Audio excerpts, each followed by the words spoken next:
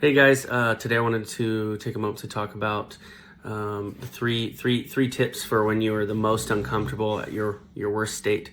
You can just make sure you like and subscribe down at the bottom, and just put any questions or comments if you have them in there. Anything you'd like me to go over in the future. So I wanted to talk about some tips for when you're really uncomfortable, when you're at your worst. And a lot of times when we're having OCD, spikes, a lot of times, they're kind of like this. Like recovery is very like roller coaster. Sometimes you have times of months, even a year, where you feel really good, and then sometimes you can just boom, and it just seems like you're starting all over again. So first thing I would say, and this isn't like a tip for like those moments, but just know that it's impossible to start at zero. Once you really start working towards recovery, and you start understanding it and learning the concepts, those moments it'll feel like that, and it's okay, right? It's okay to feel that way, and you just need to recognize that. Now, the first thing I'll say is you need to have compassion. You've got to have compassion. You have to have compassion for yourself. You are human, you are fallible, and you're capable of making mistakes. That includes your recovery. It's not going to be perfect. There are going to be hard times, and you need to be compassionate for yourself. It's okay to have slip-ups. It's okay to feel bad. It's okay to be uncomfortable. There's nothing wrong. You're not broken, right? Like it's okay. You need to have compassion for yourself. And when I say have compassion, you got to make sure that when you're uncomfortable, you're doing the things that you still love. Going hiking for, like Nick, for example. For me, I love cooking. I love exercising. I honestly just like spending time with friends. I like going out. So when you're feeling uncomfortable, give yourself some compassion and do some you stuff. Even when you're super uncomfortable, when you don't want to, and you just want to cry and stay at home, and that's the most important time, right? That's the most important time. So for me, that's being compassionate and bringing it for the ride. Like just go have fun, go do things that you like. Okay, so that's the first thing. The second thing is you need to sacrifice being comfortable. You have to pursue being uncomfortable to create long-term comfort. When you see those uncomfortable situations come, you need to take them as an opportunity and a lesson, and you need to be willing to push through them. You need to be willing to be like, you know what, I'm going to be uncomfortable. Let's go. You need to have that mindset that every single time you're uncomfortable, it's an opportunity for you to grow. And if you read that book, It Lasts a Life by Paul David, it's also a way for your mind and body to heal, right? Allow yourself to feel those feelings, be uncomfortable, and it's part of the process. Okay, so push.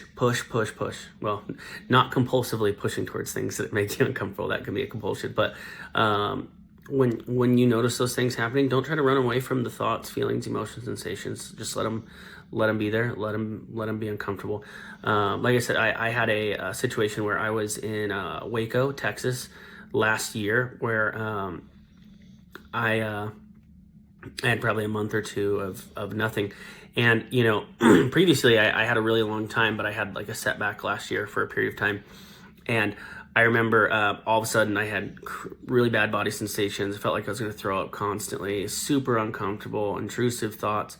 And of course I did something. And the next thing I'm going to go over, don't do, reassurance. But I reached out to Nick and I was like, hey man, like I'm afraid I'm gonna lose my mind. I'm just freaking out. I'm gonna freak out. Like, I don't know. And he's like, you should freak out. Like, just freak out. Just freak out. And I was like, okay.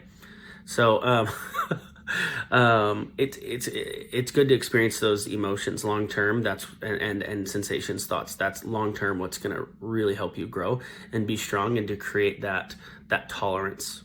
That's what's gonna desensitize you long term. It's really good.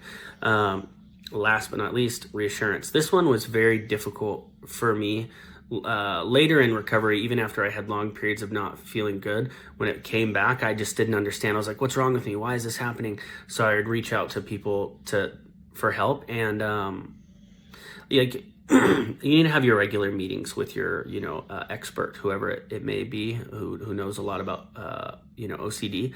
But besides that, in between those times, you need to take those opportunities to be uncomfortable and stop asking people for help. And I'm not telling you to reach out if like something really bad's happening, but I'm, contact someone if you really need to, if it's, that dire of a situation. But what I'm saying is reassurance is not going to help anything. It's just going to perpetuate it. It's just going to make it worse. And long term, it's not going to make you independent. So I started to adopt this mindset at the beginning of, it was probably October of last year, and it's maybe September, that what would I do if Rob and Nick were dead, if they were just gone and I had nobody?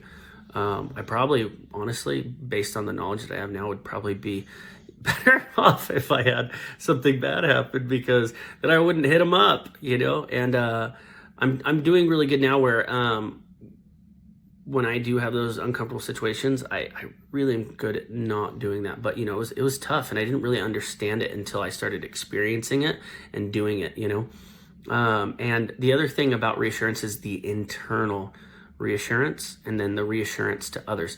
When someone's like, oh man, I'm glad you're doing so good, and you're like, oh yeah, man, now I know this and I know this, and because of that, this will never happen, and blah, blah, blah, blah, blah, blah, blah, blah. And you got to watch out. That's reassurance. You're reassuring yourself. You're reassuring others, okay?